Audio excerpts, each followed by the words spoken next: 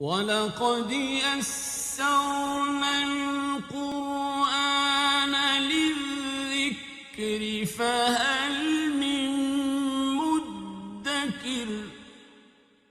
الحمد للہ رب العالمین والصلاة والسلام علی سید الانبیاء والمرسلین، اما بعد فاعوذ باللہ من الشیطان الرجیم، بسم اللہ الرحمن الرحیم۔ قابل احترام سورہ انفال اللہ کے فضل اور اس کی توفیق سے آج ہماری پائے تکمیل تک پہنچے گی۔ آج اس کی 67 نمبر آیت مبارکہ سے 75 تک چند آیات مبارکہ ہوں گی۔ بنیادی طور پر یہ سورہ انفال کا ایک تکملہ ہے، یا آپ اس کا ایک آخری صدارتی جو ریمارکس ہیں اس سورہ مبارکہ کے احکامات کے حوالے سے، آج وہ اس صورت میں ہیں۔ جو دوست آج پہلی دفعہ تشریف لائے یا ہم نے جو کچھ پہلے پڑھا، ہم یہ پڑھ آئے کہ اپنے 10 سالہ نزول کے جو ڈیوریشن پیریڈ ہے مدنی صورتوں کا، وہ بنتا ہے ہجری 1 سے لے کر 10 تک، اور اس میں سے یہ سورہ مبارکہ جب نازل ہوئی تو اس وقت کم از کم دوسرا سال تھا جب غزوہ بدر ہو چکا تھا، اور مال غنیمت کی تقسیم اور غزوہ جو میدان ہے غزوہ کا، اس کے اندر کی جو تراکیب ہیں اللہ تبارک و تعالیٰ نے ان کے بارے میں ہماری رہنمائی فرمائی۔ اب آخری بات یہ ہوئی کہ غزوہ بدر میں مسلمانوں نے 2 چیزوں پہ فوکس کیا، عام مجاہدین نے، اور وہ یہ تھی کہ مال غنیمت جو کہ حلال ہو چکا تھا تو ان کی کوشش یہ تھی کہ گزر اوقات کے لیے مال غنیمت کو اکٹھا کر لیا جائے، کیونکہ اللہ نے جائز قرار دے دیا تھا۔ دوسری بات یہ تھی کہ جو کافر لڑیں ان سے لڑا جائے، جو قیدی بنے ان کو قیدی بنا لیا جائے۔ اس کے اوپر عمل بھی ہوا، لیکن اللہ تبارک و تعالیٰ ایک تیسری رائے کو ظاہر فرما رہا ہے کہ میرا خیال یہ تھا، میری رائے یہ تھی کہ اگر یہ کام ہو جاتا تو اور بہتر تھا۔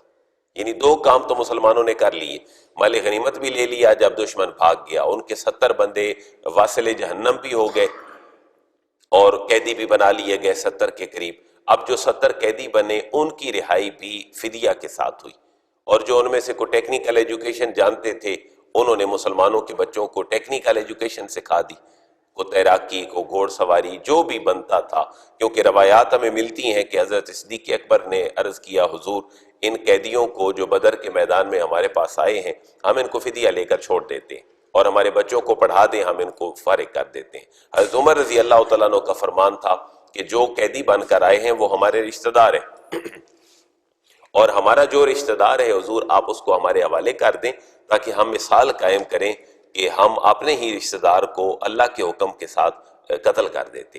لیکن اللہ تبارک و تعالیٰ کے حبیب چونکہ رحمت للعالمین تھے، آپ نے قتل والے فیصلے کو قبول نہیں کیا جو مشاورت تھی، آپ نے فدیے کے اوپر ہی فوکس کیا۔ فدیہ یہ تھا کہ بندہ قیدی بن کر آیا، آپ چھوٹے گا کیسے؟ انہیں کہا جی ہمیں پیسے دو، اور وہ 20 اوقیہ سونا، جیسے آج ہمارا گرام اور تولہ ہے، وہ ہر قیدی نے فدیہ دیا اور پھر وہ آزاد ہوئی۔ حضرت عباس رضی اللہ تعالیٰ عنہ حضور کے چچا بھی کفار کی طرف سے آئے تھے، جب انہوں نے کہا کہ میں فدیہ کیسے دوں، آپ کو تو پتہ ہے میں آپ کا رشتہ دار ہوں، تو سرکار دو عالم علیہ تحیت و ثنا نے فرمایا، آیت نازل ہوئی کہ محبوب ان کو کہیں کہ اب تو آپ نمائندہ بن کر آئے ہیں اہل مکہ کے، اب تو آپ کو دینا پڑے گا جو دینا ہے۔ ہاں اگر آپ کا اندر ٹھیک ہے اور آپ کمیٹڈ ہیں اپنے اس موقف پہ کہ میں مسلمان ہوں، تو پھر آپ اس وقت دے دیں، اللہ اپنی جناب سے اور آپ کو بڑا بہتر عطا فرما دے گا۔ لیکن وہ اس سے اگلی آیت مبارکہ میں ہے۔ اب میں اس جملے کو ریپیٹ کر لوں کیونکہ مجھے اس آیت کو سمجھنے میں بہت دیر لگی، اور میں اس آیت مبارکہ کا آج سے پہلے کچھ اور مفہوم سمجھتا تھا، لیکن اس کا مفہوم یہ واضح ہوا تفاسیر پڑھنے کے بعد کہ ایک بات تو یہ تھی کہ حضرت عمر کی رائے یہ تھی کہ جو قیدی بن کر آئے ہیں اہل مکہ کی طرف سے وہ ہم ان کو قتل کر دیتے۔ حضرت صدیق اکبر نے کہا فدیہ لے لو اور ان کو چھوڑ دو، اور کچھ ہمارے بچوں کو تعلیم دے دیں جو کچھ بنتی ہے۔ ظاہر ہے انہوں نے تعلیم وہ تو نہیں دینی تھی جو تعلیم اللہ رسول کی تھی، کیونکہ وہ تو خود کافر تھے، تو پھر علماء نے یہ لکھا ہے کہ وہ ٹیکنیکل ایجوکیشن تھی، جس حوالے سے کوئی فن اگر انہیں آتا تھا تو انہوں نے مسلمانوں کے بچوں کو وہ فنون سکھا دیے، ورنہ فن بھی پتہ نہیں کون سا تھا، ورنہ مسلمانوں کے پاس فن زیادہ تھے، کیونکہ مسلمان تو غزوہ بدر کو لیڈ کر چکے تھے اور اس کے فاتح تھے۔ لیکن بہرحال یہ روایات موجود ہیں تو ہمیں ان کو ماننا ہے بحیثیت مسلمان۔ کہ 2 باتیں ہو گئیں، اہل مکہ میں سے لوگ واصل جہنم بھی ہوئے جن کی تعداد کتنی تھی؟ 70، اور تقریباً جو قیدی بنے ان کی تعداد بھی تھی 70۔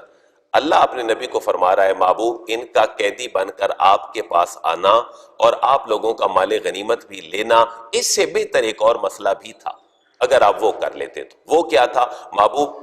مال غنیمت جتنا اکٹھا کرنے میں آپ لوگوں نے صلاحیت صرف کی، وہ صلاحیت اس بھاگے ہوئے لشکر کے پیچھے جانے میں اگر صرف کرتے تو آپ کو 2 ہجری کے بعد سے لے کر اپنے آخری غزوہ تبوک اور غزوہ موتا تک یہ غزوات تو میں نہ لڑنا پڑتے، ان کو جڑ سے اکھاڑ کے پھینک دیتے محبوب آپ۔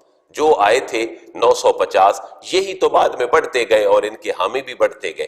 محبوب بہتر یہ تھا کہ آپ ان کا پیچھا کرتے، ان میں سے ایک بندہ بھی زندہ نہ بچتا، یہ میرا فیصلہ تھا، اس کے اوپر عمل ہونا چاہیے تھا۔ نہ تو فدیہ لیا جاتا قیدیوں سے، نہ مال غنیمت کو آپ لوگ اکٹھا کرنے میں اپنی صلاحیتیں صرف کرتے، آپ صلاحیتیں صرف کرتے ان میں سے ہر ایک بندے کو اپنے انجام تک پہنچانے میں۔ اب یہ حکم کس نے دیا؟ اللہ نے۔ اور ہم اس ریلیجن پہ یقین رکھتے ہیں جو ڈیوائن ہے اور الہامی ہے۔ اس میں مسلمانوں کا معاملہ تو نہیں، یہ تو حکم ہی کس کا ہے؟ اللہ کا ہے کہ دشمن کے ساتھ جب معاملہ ہو تو پھر تمہارا اس کے ساتھ سلوک کیسا ہو۔ کیوں؟ اسلام کی جنگی پالیسی پہ اب ہم زیادہ گفتگو نہیں کرتے، صرف اتنا کہہ دینا کافی ہے کہ 13 سال تک ابتدائی تو جنگ کا حکم نہیں آیا، یعنی جب حضور مکی زندگی میں تھے تو 13 سال گزرے، حضور کے اوپر حرم میں گندی اجریاں بھی رکھی گئیں، آپ کے اوپر مظالم کے پہاڑ ڈھائے گئے، آپ طائف میں بھی تشریف لے گئے تو مکی دور تھا، لیکن اسلام کو نے تلوار اٹھانے کا حکم نہیں دیا۔ جب اپنا گھر چھوڑ کر بھی مدینہ آ گئے، مدینہ میں بھی سکھ کا سانس نہیں لینے دیا گیا، تو اب کہا کہ محبوب اب آپ اپنی تلوار اٹھا لیں، اور وہ تلوار بھی یہ نہیں کہ محبوب مدینے سے لوگوں کو ساتھ لیں اور مکے میں آ جائیں پھر مکے میں لوگوں کے اوپر چڑھائی کر دیں، نہیں۔ میں پہلے جغرافیائی لحاظ سے یہ عرض کر چکا ہوں کہ ابتدائی تینوں غزوات، غزوہ بدر، غزوہ احد اور غزوہ خندق، یہ ہمیں جغرافیائی لحاظ سے مدینے کے قریب نظر آتے ہیں۔ پتہ یہ چل رہا ہے کہ لشکر جس نے حملہ کیا وہ مکے سے سینکڑوں کلومیٹر چل کر آیا، مسلمانوں نے پھر بھی اپنی دفاعی پوزیشن پر آ کر ان کا مقابلہ کیا، کیونکہ خندق تھی ہی کس کے ارد گرد؟ مدینہ کے ارد گرد، تو انہوں نے اپنے گھر کی حفاظت کی تھی۔ لہذا اسلام یہ کہہ رہا ہے کہ جنگی حکمت عملی آخری آپشن ہے، اور وہ بھی دفاعی۔ آپ ایگریسو نہ ہوں، آپ اوفینسو نہ رہیں، آپ اپنے ڈیفینسو سطح پر رہیں تاکہ دفاع ہوتا رہے، اور اسلام انسانیت کے خون بہانے کی بات نہیں کرتا۔ لیکن جب یہ سارے معاملات سر سے گزر جائیں تو اللہ فرما رہا ہے اب محبوب غزوہ بدر کی فتح، ان لوگوں کا مرنا، 70 کا قیدی بننا، پھر ان سے فدیہ لیا جانا، پھر مال غنیمت کی ڈسٹریبیوشن، اللہ فرما رہا ہے بہت بڑے مشن کے سامنے یہ چھوٹی باتیں ہیں۔ بڑا مشن یہ ہے کہ ان کا کلا کما کر دیں، ان کو جڑ سے اکھاڑ پھینکیں تاکہ یہ آپ کے اور میرے مشن کے راستے میں رکاوٹ نہ بنے۔ اب ذرا اس آیت کو دیکھیے گا، بسم اللہ الرحمن الرحیم۔ ما کان لنبی ان یکون لہ اسرا حتی یسخن فی الارض تریدون ارض الدنیا واللہ یرید الآخرہ واللہ عزیز حکیم۔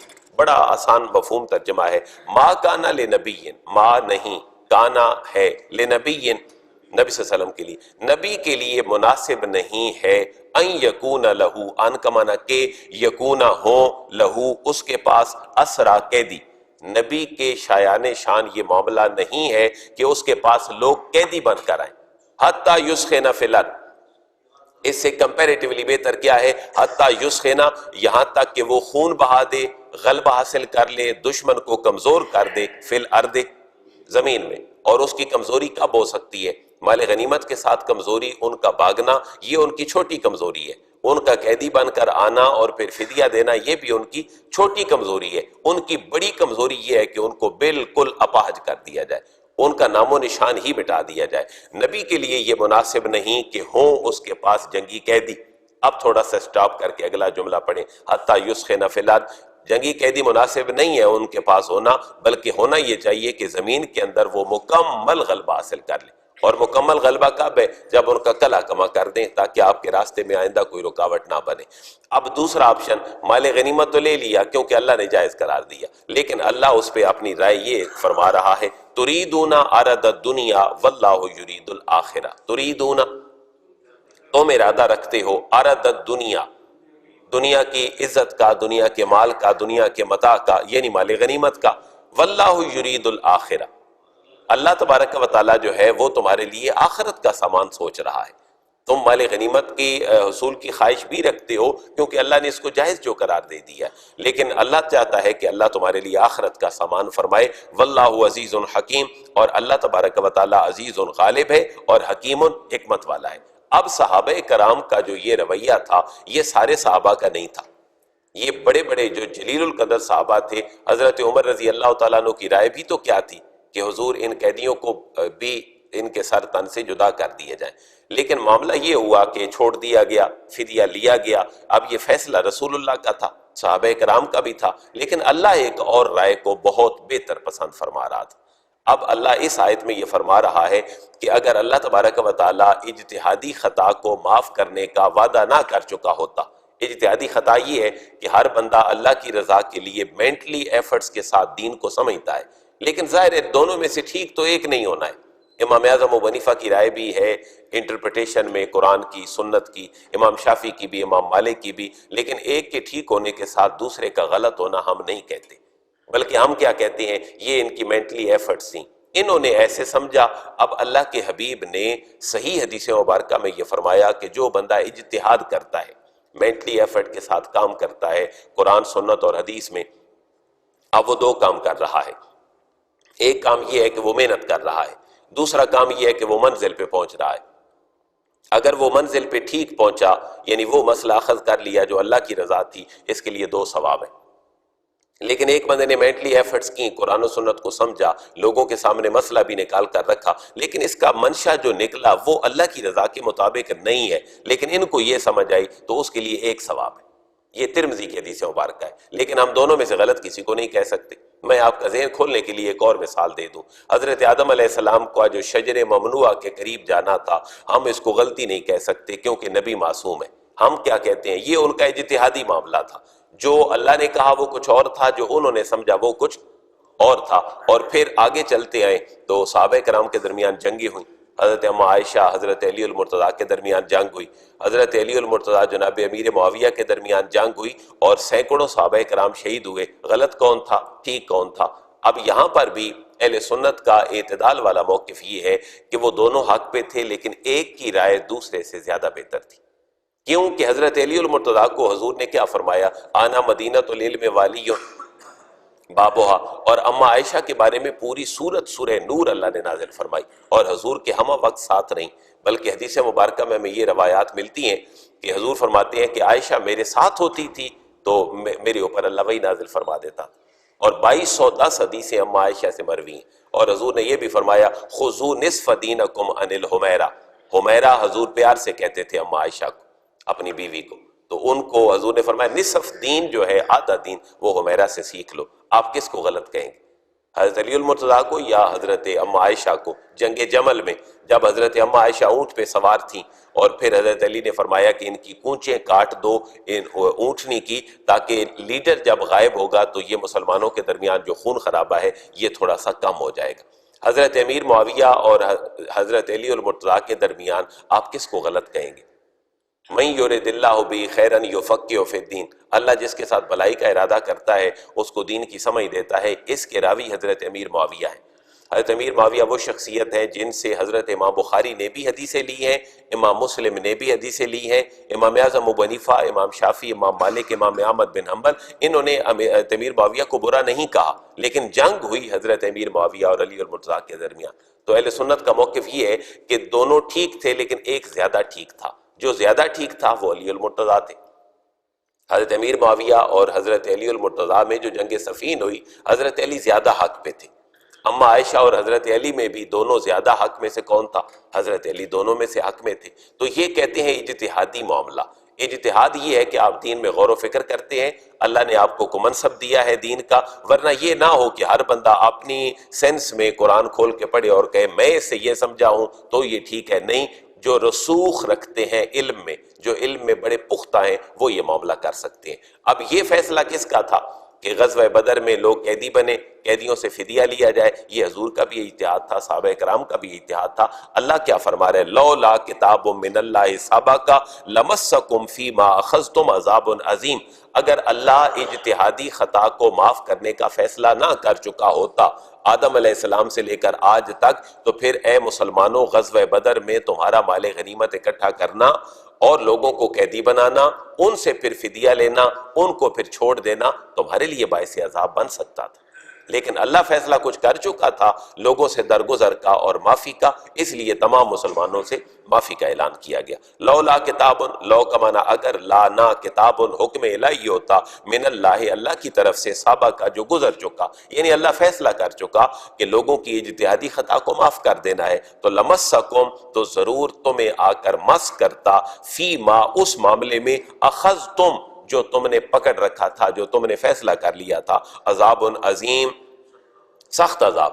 اگر اللہ تعالیٰ معاف نہ کر چکا ہوتا اجتہادی معاملے میں خطا کو، تو پھر مسلمانوں کے اوپر ہی بڑا سخت عذاب آتا۔ لیکن یہاں سے کوئی یہ بھی سمجھ سکتا تھا کہ مال غنیمت پھر نہیں لینا چاہیے، لیکن اللہ نے اگلی آیت میں فرما دیا فَكُلُوا مِمَّا غَنِمْتُمْ حَلَالًا طَيِّبًا وَاتَّقُوا اللَّهَ إِنَّ اللَّهَ غَفُورٌ رَحِيمٌ۔ فا کا معنی پس، کلو کھاؤ، مما، یہ اصل میں دو الفاظ ہیں، من اور ما، تجویدی قاعدے کے مطابق ان کو مما بنا دیا گیا۔ من کا معنی سے، ما کا معنی جو، غنیم تم نے مال غنیمت لیا ہے اس میں سے کھاؤ، حلالا طیبا، حلال اور پاکیزہ۔ مال غنیمت میں یہ بھی تو ہو سکتا ہے کہ حرام چیزیں وہ ساتھ لے کر آئے ہوں، جیسے شراب کے مٹکے ہیں، اگر وہ کافر ساتھ لے کر آئے ہیں اور مسلمانوں کے لیے مال غنیمت حلال ہے، تو اس کا یہ معنی نہیں ہے کہ اس کے اندر جو حرام ہے وہ بھی ان کے لیے حلال ہے۔ جو حرام ہے وہ حرام ہے، جو حلال ہے وہ حلال ہے، لیکن ہے مسلمانوں کی ملکیت میں۔ فَكُلُوا، پس تم کھاؤ، مما غنمتم، جو تم نے مال غنیمت حاصل کر لیا،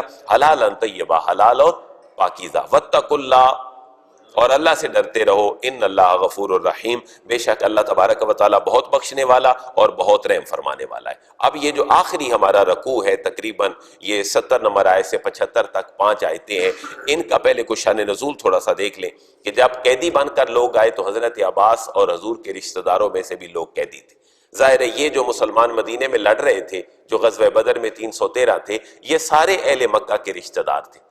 تو اب یہاں پر معاملہ یہ ہوا کہ جو قیدی بنے ان کے بارے میں فیصلہ یہ ہوا کہ ان سے فدیہ لے کر ان کو چھوڑ دیں۔ حضرت عباس حضور کے چچا بھی کفار کی طرف سے تھے اور مسلمانوں کے خلاف لڑ رہے تھے۔ جب ان سے فدیہ کی بات کی گئی تو وہ کہتے ہیں کہ اے اللہ کے نبی، بھتیجے تھے حضور، حضرت عباس کے سگے چچا تھے حضور کے، تو کہتے ہیں بھتیجے تمہیں پتہ ہے کہ میں تو مسلمان ہوں، تو میرے اسلام کو جانتا ہے۔ تو حضور فرماتے ہیں اگر تمہارا دعوی اسلام درست ہے تو ٹھیک ہے، اب تو ہمیں فدیہ دو، کیونکہ تم مکہ کی نمائندگی کرتے ہوئے آئے ہو۔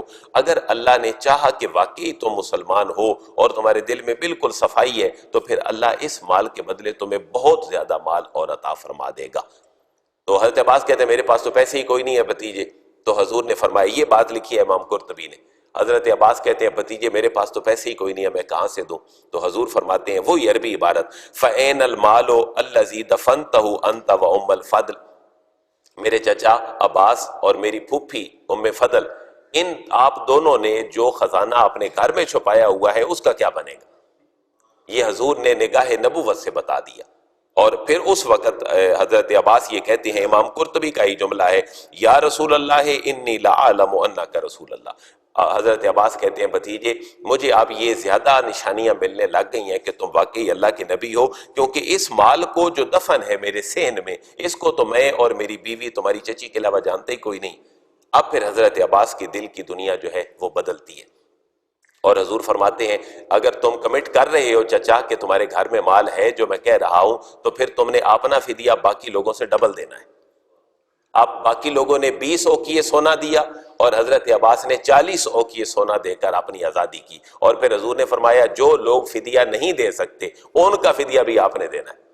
اور حضرت علی المرتضیٰ کے باقی جو رشتہ داروں میں سے تھے ان میں بھتیجے تھے، حضرت عقیل تھے، حضرت نوفل تھے، اور جتنے حلیف قبائل تھے ان کے ساتھ، حریف نہیں بلکہ حلیف قبائل جو ان کے ساتھ تھے، حضور نے فرمایا جو فدیہ نہیں دے سکتا سب کا فدیہ میرے چچا کے پیسوں میں سے لو، اور اس کے گھر کے سین میں جو مال دفن ہے وہ لے کر آؤ تاکہ ہم سارے قیدیوں کو اس سے آزاد کریں۔ اب ان کو پھر یہ بھی کہا گیا کہ اگر واقعی تم اسلام کی طرف صحیح معنوں میں آ گئے تو پھر اللہ تمہیں بہت زیادہ عطا کرے گا. یہ اس آیت میں ہے. پھر حضرت عباس کو اللہ نے بہت کچھ دیا.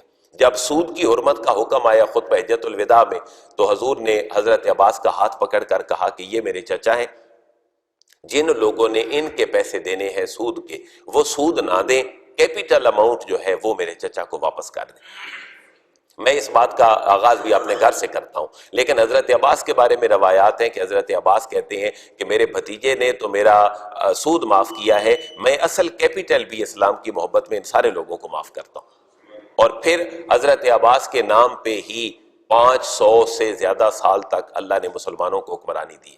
خلافت بنو امیہ کے بعد کون آیا مسند پہ؟ خلافت بنو عباس. اور حضرت عباس کہتے ہیں میں نے جو 2 مال اسلام کو دیے ہیں ان کی وجہ سے اسلام نے قیامت تک مجھے زندہ کر دیے. ایک مال وہ تھا جو غزوہ بدر میں تھا، اور ایک مال وہ تھا جو سود کا معافی حضور نے کہا تھا، اور اصل کیپیٹل جو اماؤنٹ ہے وہ حضرت عباس نے خود ہی معافی کا اعلان کر دیا تھا. یہ بالخصوص آیت اتری ہے اس بارے میں. ذرا آپ غور کریں، تھوڑی کوشش کریں ترجمے کی، کہ بڑا آسانی والا معاملہ ہے. یا ایھا النبی، اے نبی، کل آپ فرما لمن فی ایدیکم من الاسرا، کس کو فرما دیجئے؟ لمن، لام کا معنی واسطے کے لیے، من اس کو، فی ایدیکم، فی کا معنی میں، ایدیکم جو تمہارے ہاتھوں میں ہے، جو تمہارے قبضے میں ہے، من الاسرا، من کا معنی سے اسرا اسیر سے نکلا ہے، قیدی، جو قیدی محبوب آپ کے ہاتھ میں ہیں ان کو کہہ دیں ان یعلم اللہ فی قلوبکم خیرا یؤتکم خیرا مما اخذ منکم ویغفر لکم، کہ 2 ریوارڈ ہیں تمہارے لیے. ان یعلم اللہ، اگر اللہ تعالیٰ نے جان لیا، فی قلوبکم، جو کچھ تمہارے دلوں میں ہے. یعنی حضرت عباس کیا کہتے تھے؟ بھتیجے میں تو مسلمان ہوں. حضور فرماتے ہیں نہیں، ابھی تو 2 نہ، کیونکہ تم اہل مکہ کے نمائندہ بن کر آئے ہو، بعد کی بات بعد میں دیکھی جائے گی کہ کیا ہوگا. تو وہ سہارا دیا جا رہا ہے، محبوب ان کو فرما دیں جو تمہارے قبضے میں قیدی ہیں. ان یعلم اللہ، اگر اللہ تعالیٰ نے جان لیا، فی قلوبکم، جو کچھ تمہارے دلوں میں ہے، خیرا، کوئی خوبی، اگر اس میں کوئی خیر کا پہلو ہوگا جو کچھ تمہارے دلوں میں ہے، تو یؤتکم، اللہ تمہیں عطا کر دے گا، خیرا، اس سے بہتر، مما اخذا، جو لیا گیا ہے، منکم، تم میں سے، جو تم سے لیا گیا ہے اللہ اس سے بہتر تمہیں بعد میں دے دے گا. صرف بعد میں مال ہی نہیں دے گا، وَيَغْفِرْ لَكُمْ، اللہ وعدہ کر رہا ہے کہ اللہ تمہاری بخشش بھی فرما دے. یہ حضرت عباس کے بارے میں خصوصی آیت ہے. اور قبیلہ واللہ غفور الرحیم، اور اللہ تبارک و تعالی غفور، بخشنے والا ہے، اور رحیم، رحم فرمانے والا. یہاں ایک اگلا معاملہ بھی کہ اگر قیدی لوگ بن کر آئے کفار کی طرف سے اور وہ مسلمانوں کی قید میں رہے، اب یہ بھی ذہن میں سوال پیدا ہو سکتا تھا کہ یہ جو مسلمانوں کے ساتھ ایگریمنٹ کر کے جا رہے ہیں فدیہ دے کر، یہ مسلمانوں کے خلاف پھر کو پراپوگنڈا کریں گے. تو اللہ فرما رہے محبوب آپ ٹینشن نہ لیں، ان یریدوا خیانتک فقد خان اللہ من قبل فامکن منہم واللہ علیم حکیم. محبوب اگر یہ آپ سے خیانت کریں گے تو پھر فکر نہ کریں، یہ تو میرے ساتھ بھی پہلے خیانت کرتے آئے، لیکن اب اللہ نے ان کو تمہارے قبضے میں دے دیا ہے، اب آپ ان سے فائدہ اٹھائیں جو فائدہ آپ لے سکتے ہیں. وَإِن يُرِيدُوا، واو کا معنی، اور ان، اگر یریدوا، وہ ارادہ کریں، خیانتک، آپ سے دھوکہ بازی اور آپ سے خیانت کا اگر یہ ارادہ کریں، تو محبوب حیرت کس بات کی، فقد خان اللہ، فا کا معنی پس، قد تحقیق، خان اللہ، یہ اللہ تعالیٰ سے پہلے خیانت کر چکے، اللہ تعالیٰ سے پہلے ہی خیانت کر چکے. فقد خان اللہ، تو محبوب حیرت کس بات کی، انہوں نے تو پہلے ہی دھوکہ دے دیا اللہ کو، من قبل، اس سے پہلے، فامکن منہم، لیکن اللہ تبارک و تعالیٰ نے محبوب ان میں سے کچھ لوگ اب تو آپ کے قبضے میں دے دیے، ان سے فائدہ اٹھائیں. واللہ علیم حکیم، اور اللہ تبارک و تعالیٰ علم والا ہے اور حکمت والا ہے. یہ جو اگلی آیت مبارکہ ہے 72 نمبر، اس کا پہلے خلاصہ سن لیں. کچھ لوگ وہ تھے جو مکہ سے حضور کے ساتھ چل کر آئے، وہ کیا کہلائے؟ مہاجر. جنہوں نے مدینے میں رہ کر ویلکم کیا وہ انصار. ان کے درمیان کانٹریکٹس بھی ہوئے جس کو ہم مواخات مدینہ کہتے ہیں. یہ دونوں ایک دوسرے کی پراپرٹیز میں بھی شریک ہوتے اور ایک مسلمان بھائی اپنے مسلمان بھائی کو سٹینڈ کرتا. لیکن کچھ وہ تھے جو مسلمان تھے اور مکے میں ہی رہتے تھے، جبرن انہیں آنے کوئی نہیں دیتا تھا. کچھ وہ تھے جو وہاں سے وہاں تھے، ایمان کا کلمہ انہوں نے پڑھ لیا تھا، لیکن وہ اب مدینے میں مسلمانوں کے ساتھ مل نہیں پا رہے تھے۔ اللہ نے ان سب کو کیٹیگرائز کر دیا۔ محبوب مومن جہاں بھی کھڑا ہے وہ تمہاری ایک دوسرے کے ساتھ میوچل ہیلپ کا استحقاق رکھتا ہے، لیکن کافر جو ہے وہ ایک ملت ہے۔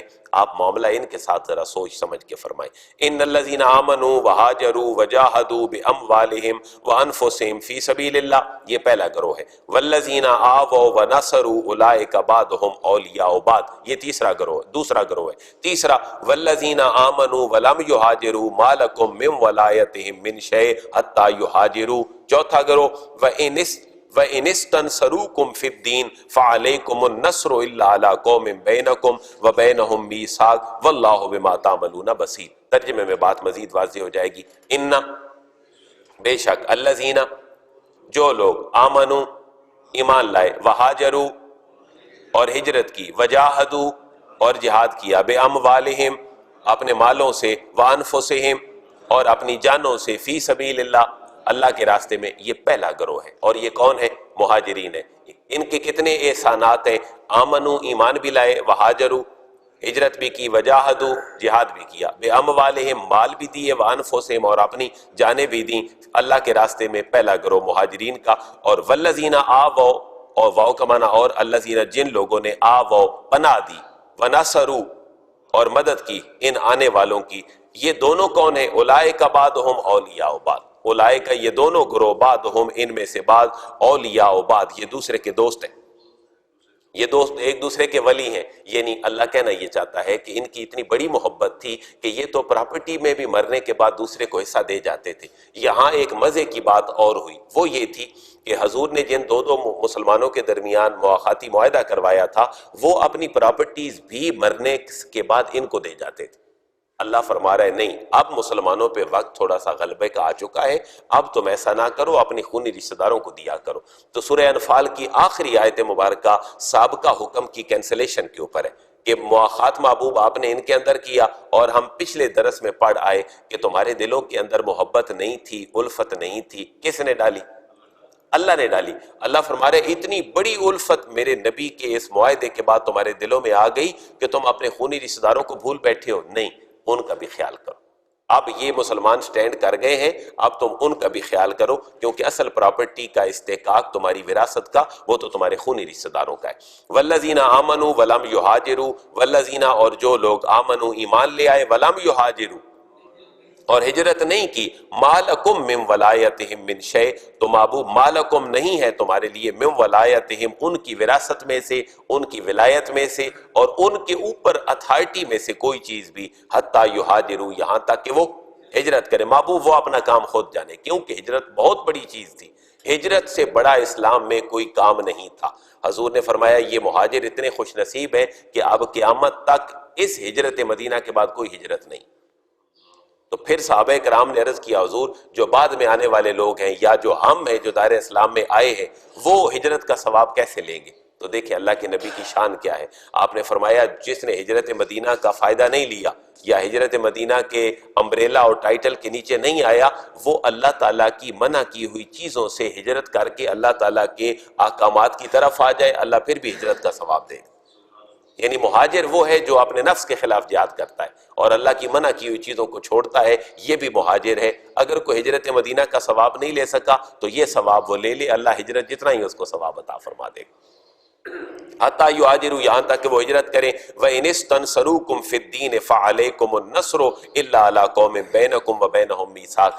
یہ ایک چھوٹی سی آیت ہماری رہنمائی کرتی ہے کہ اگر شام میں کوئی شامی تڑپ رہا ہو یا فلسطین میں کوئی فلسطینی تڑپ رہا ہو تو میں اور آپ کیا کر سکتے ہیں؟ کیونکہ ہم تو یہاں بیٹھے ہیں، ہر ملک کی خارجہ پالیسی الگ ہے، ہر ملک کی داخلہ پالیسی الگ ہے۔ یہ جو ریاستی تقسیم ہے امت کے اندر، حضرت علامہ اقبال نے اس کو بہت بڑا کنڈیم کیا ہے۔ حضرت علامہ اقبال کہتے ہیں جب ریاست بنتی ہے تو وہ ریاست جو ہے بننا وہ مذہب کا کفن بن جاتا ہے اور مذہب پھر وہاں پر نہیں رہتا۔ اس لیے مسلمان اپنی عالمگیر خلافت کے ہم ہر دور میں قائل رہے۔ کیوں؟ خلافت عثمانیہ جب ختم ہوئی 1921 22 23 کے درمیان، اس کے بعد پھر سارے ممالک وجود میں آئے۔ یورپ کا بنا، یورپ ایک صوبہ تھا صرف سلطنت عثمانیہ کا، آپ بر اعظم افریقہ، یورپ اور بر اعظم ایشیا کو دیکھ لیں، یہاں سب تک مسلمانوں کی حکومت تھی۔ بے شک مسلمان کہیں نہ کہیں نائل ضرور ہوئے، جس کی وجہ سے اللہ نے یہ نعمت چھین لی، لیکن اللہ کی نعمت یہ تھی کہ ایک خلیفے کا حکم ساری دنیا پہ چلتا تھا۔ تو اب بھی تو ایک خلیفے کا حکم ہی چلتا ہے، اور وہ خلیفہ امریکہ ہے۔ اب سپر پاور ہے تو اس کا بھی تو چلتا ہے، مسلمانوں کا چلتا تھا۔ اس میں اتنا تھا کہ مسلمانوں میں خوف خدا تھا، ان میں خوف خدا نہیں ہے۔ تو یہ آیت ہمیں بتا رہی ہے کہ سیاسی طور پر اگر کوئی قوم کسی جگہ پہ بند ہے تو اس کے ساتھ معاملہ بھی کون کرے گا؟ ریاست کرے گی، اسٹیٹ کرے گی۔ میں اور آپ ریاست کو مجبور کر سکتے ہیں کہ ان کی ہیلپ کرے۔ تو سیاسی معاملہ تمہارا معاہدے کے ساتھ وابستہ ہے اور وہ تمہاری حکومتیں کریں گی، لیکن اگر کہیں مسلمانوں کو مدد چاہیے انفرادی طور پر تو یہ ہر ایک کا فرض ہے کہ وہ دوسرے کی مدد کرے۔ اور مدد کا ایک آخری سٹیپ کیا ہو سکتا ہے کہ میں اور آپ بیٹھ کر یہاں ان کے لیے دعا تو کر سکتے ہیں۔ اس آیت کو ذرا دیکھیں، وَإِنِ اسْتَنْصَرُوكُمْ، واو کا معنی اور ان، اگر اسْتَنْصَرُوكُمْ اس کا کیا معنی بنا؟ اگر وہ مدد طلب کریں تو، کم تم سے، یہ طلب کرنے کا معنی ہم نے کہاں سے لیا؟ الف سین اور تے سے۔ الف سین تے جہاں پر بھی آ جائے کسی بھی ورب سے پہلے، اس کا معنی ہوتا ہے کچھ گین کرنا، کچھ حاصل کرنے کی تڑپ رکھنا۔ تو اصل میں تو اس کی روٹ ہے ناصرہ، اور ناصرہ کا معنی ہے مدد کرنا۔ تو اس تنصروکم، اگر وہ مدد طلب کرے محبوب تم سے، فی الدین، دین کے معاملے میں، تو فعلیکم النصر، فا کا معنی پس، علیکم تمہارے اوپر لازم ہے، النصر ان کی مدد کرنا، ان کی مدد کرنا محبوب آپ کے لیے لازم ہے۔ ہاں اگر کسی ملک کے ساتھ کوئی معاہدہ ہو چکا ہے تو پھر معاہداتی پابندی میں تمہاری ریاست اپنا کردار ادا کرے گی، الا علی قوم، سوائے اس قوم کے، بینکم و بینہم میثاق، بینکم تمہارے درمیان، و بینہم اور ان کے درمیان، میثاق اگر کوئی معاہدہ ہو چکا ہے تو بٹوین دا لائن پھر اس کو پورا کون کرے گا؟ اس کو ریاست پورا کرے گی۔ اچھا، ریاست کو اب مجبور کون کرے گا؟ اسلام اس لیے ریسپانسیبل بناتا ہے ہر بندے کو، اور اسلام یہ نہیں کہتا کہ ڈیموکریسی حرام ہے، لیکن اسلام یہ بھی کہتا ہے کہ اس کا پوری لائن اور اس کے پورے پیرامیٹرز بھی تو ٹھیک ہونے چاہیے، کیونکہ باصلاحیت لوگ اور وہ لوگ جن کو اللہ نے رائے دی ہے صاحب، اگر وہ فیصلہ کرنے میں شریک نہیں ہوں گے تو پھر آپ کا نظام حکومت کیسے ٹھیک ہو سکتا ہے؟ دیکھیں، ہم جمہوریت پہ آپ بات نہیں کرتے، ورنہ جمہوریت کی آپ 2-3 اگر نقصانات اور ڈی میرٹس دیکھیں تو ہمیں یہ نظر آتا ہے کہ ایک بندہ جو ان پڑھ ہے، جو انگوٹھا چھاپ ہے، اور ایک بندہ جو 21 اور 2 سکیل پہ بیٹھ کر اس ملک کی باغ ڈور چلا رہا ہے، دونوں کے ووٹ میں کتنا سارا فرق ہے؟ کوئی بھی فرق نہیں ہے۔ ایک جاہل ان پڑھ آدمی جس کا جو انگوٹھا لگا سکتا ہے، جس کا آئی ڈی کارڈ بنا ہوا ہے، اس کے ووٹ کی، اور ایک ایسا بندہ جو پالیسی میکر ہے، دونوں کے ووٹ کی اہمیت ایک ہے، تو دونوں کی پسند ایک ہی ہوگی، دونوں ایک جیسے ہی فیصلے کریں گے۔ اور پھر اگلی بات یہ ہے، آپ کا پڑھا لکھا طبقہ ووٹ کاسٹنگ کے دوران کہاں ہوتا ہے؟ وہ تو ہمیں ڈیوٹی دے رہا ہوتا ہے۔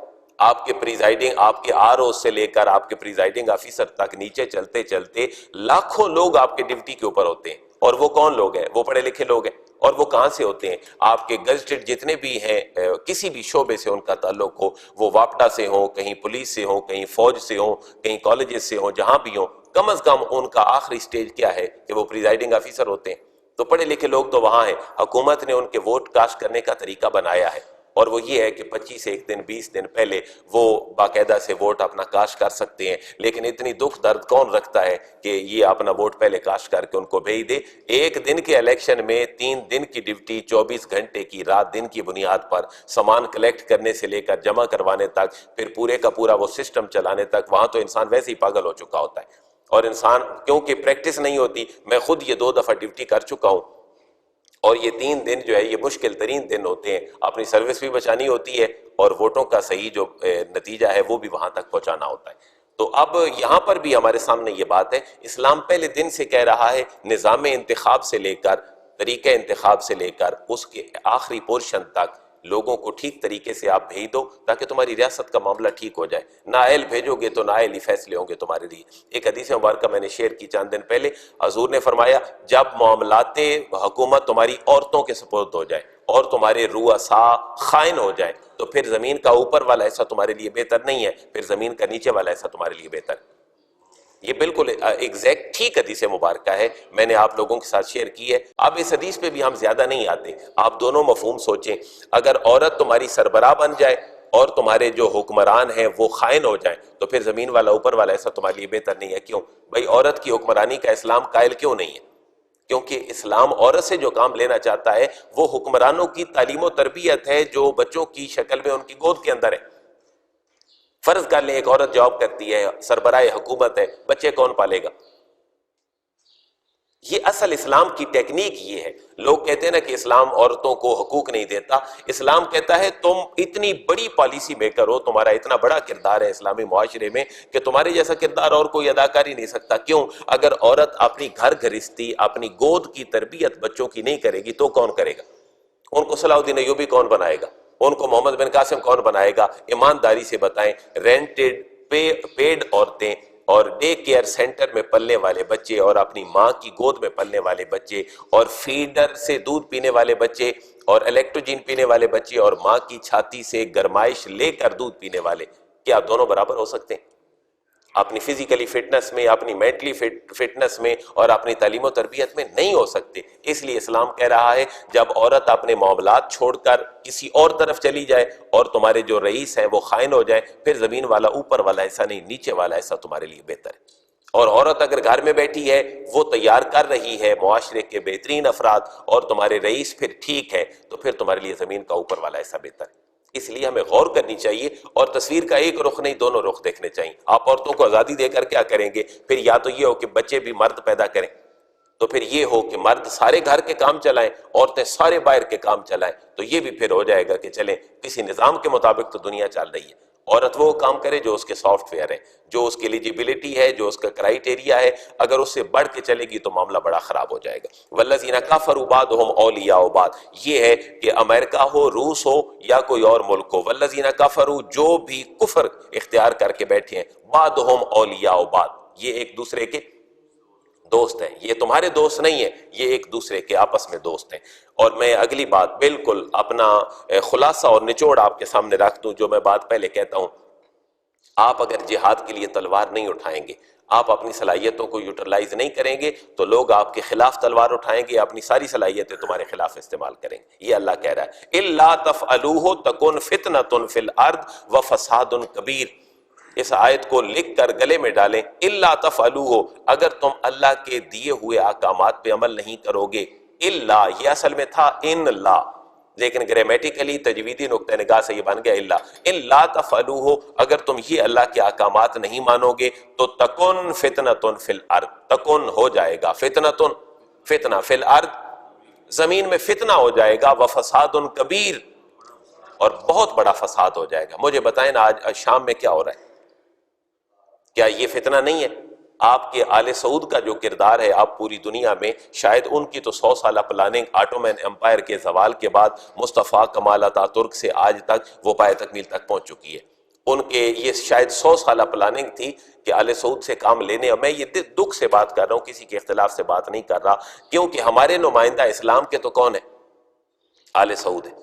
اور وہاں ان کی اسلام کی باتیں بتاتے بتاتے اب اتنی جدیدیت اور روشن خیالی وہاں پر بھی آ گئی ہے کہ انہوں نے بھی اپنے ٹرمپ کے دورے کے بعد تمام جتنے بھی قوانین ہیں ان کو موڈیفائی کیا ہے۔ تو آج دنیا کے وہ لیڈر ہیں، لیکن ہو کیا رہا ہے؟ لیکن معاملہ پھر بھی میرا بھائی یہ ہے الا تفعلوه، اگر تم نہیں کرو گے تو تکن فتنة فی الارض، تو زمین میں کیا ہو جائے گا؟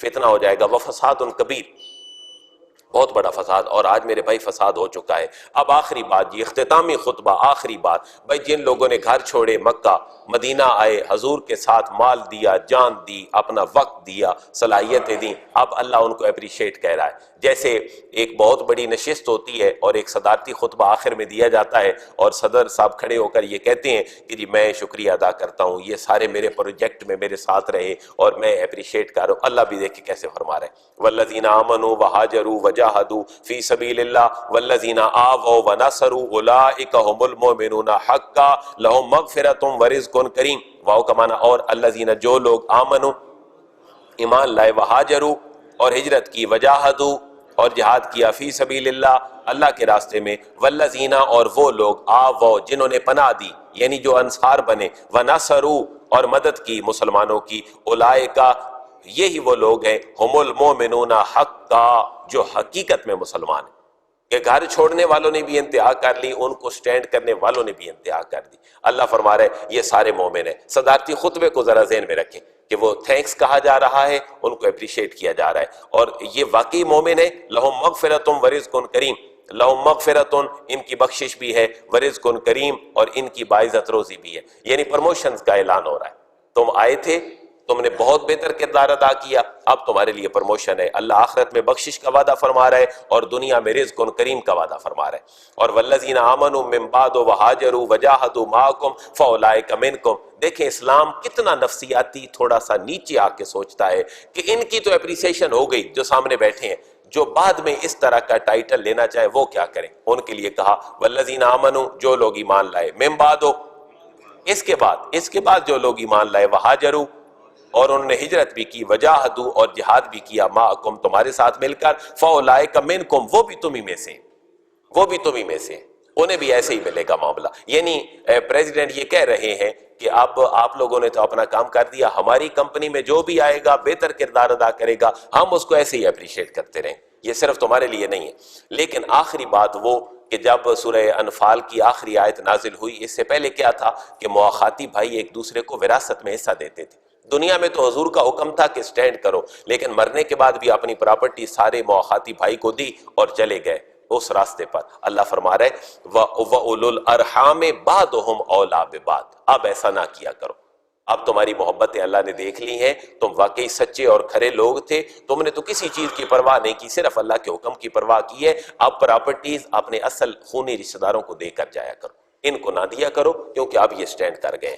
وَأُولُو الْأَرْحَامِ، واو کا معنی اور، اولو الارحام، اور جو خونی رشتہ دار ہیں، جن کا رحم والا تعلق یعنی ماں کے پیٹ سے جو رشتے چل کر آگے گئے ہیں، بعضهم اولیٰ ببعض، بعضهم ان میں سے بعض اولیٰ زیادہ حق رکھتے ہیں، ببعض دوسرے بعض کی نسبت، فی کتاب اللہ۔ کیوں کہ خونی رشتہ دار بھی تو سارے ایک جیسی پراپرٹی نہیں لیتے، اگر بیٹا ہے تو 1/2 لے گا، بیٹی ہے تو 1/4 لے گی، آگے آپ کی چلی گئی نانی تک اور دادی تک وراثت چلی گئی تو وہاں 1/6 اور 1/8 تک بات جائے گی، کیونکہ بیٹا اور ہے، بیٹی اور ہے، بیوی اور ہے، دادی نانی یہ اور ہے، تو 1/2 1/4 1/6 1/8 تک معاملہ چلا جائے گا، جس کو اللہ فرما رہے بعضهم اولیٰ ببعض، ان میں سے بعض کے مقابلے میں زیادہ حقدار ہیں، فی کتاب اللہ، اللہ کے حکم کے مطابق۔ ان اللہ بکل شیء علیم، ان اللہ، بے شک اللہ تبارک و تعالیٰ، بکل شیء، ہر چیز کے حوالے سے، علیم، وہ علم رکھنے والا ہے۔ الحمدللہ جی 75 آیات سورہ انفال کی ہماری پایہ تکمیل تک پہنچی، 10واں پارہ ہمارا ایک پاؤ ہو گیا جس کو ہم الربع کہتے ہیں۔ انشاءاللہ کل سے ہماری سورہ توبہ شروع ہوگی اور اس کا آغاز اس نقطے سے ہوگا کہ سورہ توبہ کے شروع میں بسم اللہ کیوں نہیں لکھی ہوئی۔ باقی سب صورتوں کے شروع میں بسم اللہ ہے، سورہ توبہ کے شروع میں بسم اللہ نہیں ہے۔ انشاءاللہ یہاں سے شروع ہوگا۔ اللہ تبارک و تعالیٰ سب کو اجر عظیم نصیب فرمائے۔ الحمدللہ رب العالمین، والصلاة والسلام علی سید الانبیاء والمرسلین، ربنا آتنا فی الدنیا حسنہ وفی الآخرۃ حسنۃ وقنا عذاب النار، یا رب بالمصطفیٰ بلغ مقاصدنا واغفر لنا ما مضی یا واسع الکرم۔ یا اللہ تیرے فضل سے، تیری توفیق سے، تیرے حبیب کریم کی رحمتوں سے ہم نے سورہ انفال قرآن کی ایک اور سورہ مبارکہ مکمل پڑھ لی۔ اللہ اس کے اوپر جتنا ثواب ملنے والا ہو، میرے دوست بھائی بزرگ جتنے اس درس میں شریک ہوتے تھے حضور کے توسل سے، ان سب کے آباء و اجداد، عزیز و اقارب، خصوصاً جن کے والد صاحب والدہ دنیا سے جا چکے، اللہ ان تمام کی ارواح کو اصحال کرتے ہیں، قبول و منظور فرما۔ یا رب العالمین، اس درس کو مزید بہتر شکل میں بنا کر میڈیا تک لے جانے میں ہمارے جن بھائیوں کا، طاہر صاحب کا، عابد صاحب کا، سارے بھائیوں کا جتنا کردار ہے، اللہ ان سب کے والد صاحب دنیا سے چلے گئے، ان کی بخشش اور مغفرت فرما۔ خصوصیت کے ساتھ اللہ ہم تیری بارگاہ میں حاضر ہیں، ہماری کوشش ہے، ہماری خواہش ہے، ہم تیرے دین کو پڑھیں، تیرے نبی کی بات کو سنیں، سنائیں، لوگوں تک پہنچائیں۔ اللہ اس کے لیے ہمیں اخلاص، اس کے لیے ہمیں اچھی نیتیں، وسائل سے عطا فرما، وقت میں برکتیں عطا فرما، ہم تیرے نبی کے مشن کے ساتھ وابستہ رہیں۔ اللہ اس بیٹھنے کے تو فعل ہمارے گناہوں کو معاف فرما۔ اللہ اس قرآن پڑھنے کی برکتوں سے ہمارے بچے اور ہماری بچیاں نیک ہوں، ان کے نصیب اچھے ہوں، دین دنیا کی بھلائیاں ان کو نصیب ہوں، ہمیں ہمارے اوپر اتنا فضل و کرم فرما۔ اللہ اس تلاوت قرآن کے دوران ہمارے بھائی اقبال صاحب ہمارے لیے کعوے کا انتظام کرتے ہیں، اللہ ان کو اجر عظیم نصیب فرما۔ اللہ ہر ایک کی جان مال عزت وقت میں برکتیں عطا فرما، اللہ جو پریشان حال ہیں ان کی پریشانیاں دور فرما، جو بے اولاد حضرات ہیں ان کو اولادیں نصیب فرما، اللہ جو بیٹوں کے طلبگار ہیں ان کو بیٹے نصیب فرما، جو بیٹیوں کے طلبگار ہیں انہیں بیٹیاں نصیب فرما، اللہ ہم سب کو اپنے گھر کی اپنے حبیب کے روزے کی زیارت نصیب فرما، اللہ ہمارے دلوں کو اطمینان، ہمارے گھروں میں ہمیں سکون کی دولتیں نصیب فرما، اللہ اس ملک کی خیر فرما، اللہ عالم اسلام کی خیر فرما، اللہ انسان کا دشمن بن چکا ہے، آج حابیل اور قابیل کا واقعہ ہمارے سامنے ہے، آج انسانیت قتل انسانیت کی طرف جا رہی ہے، اللہ مسلمانوں کو عالم انسانیت کو ہدایت نصیب فرما، وصلی اللہ تعالی علی رسولہ خیر خلقہ محمد وآلہ وصحبہ اجمعین۔